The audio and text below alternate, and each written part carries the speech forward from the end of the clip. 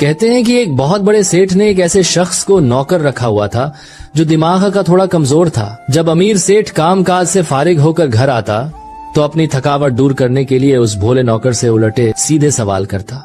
वह बेचारा अपनी थोड़ी सी अक्ल के मुताबिक जवाब देता, जिसे सुनकर सेठ हंस पड़ता। इसी तरह उसकी दिन भर की थकान दूर हो जाती।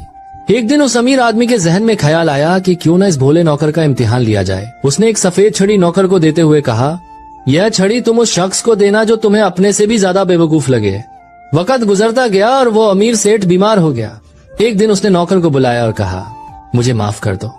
थोड़े से पैसों का लालच देकर कुछ देर की हंसी के लिए मैं तुम्हारे जज्बातों से खेलता रहा, तुमसे मजाक करता रहा। यह सुनकर नौकर की आंखों में आंसू आ गए। वह बोला, मालिक आप ऐसी बातें क्यों कर रहे हैं? सेठ ने जवाब दिया, मैं बहुत दूर जा रहा हूँ।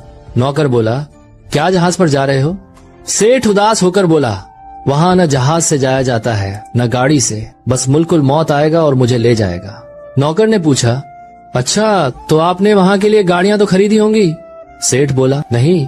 नौकर फिर बोला, नौकर चाकर होंगे और रहने के लिए बड़ा सा बंगला तो बनवाया होगा?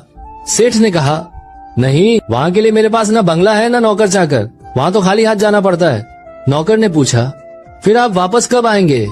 सेठ बोला, जो एक बार वहाँ चला जाता है वह कभी वापस नहीं आता, हमेशा वहीं रहता है। ये सुनकर वह भोला नौकर कुछ देर तक चुपचाप खड़ा सोचता रहा, फिर अचानक अपने कमरे की तरफ भागा। थोड़ी देर बाद वह वापस आया। उसके हाथ में वही सफेद छड़ी थी। उसने वह छड़ी अपने मालिक को थमा दी।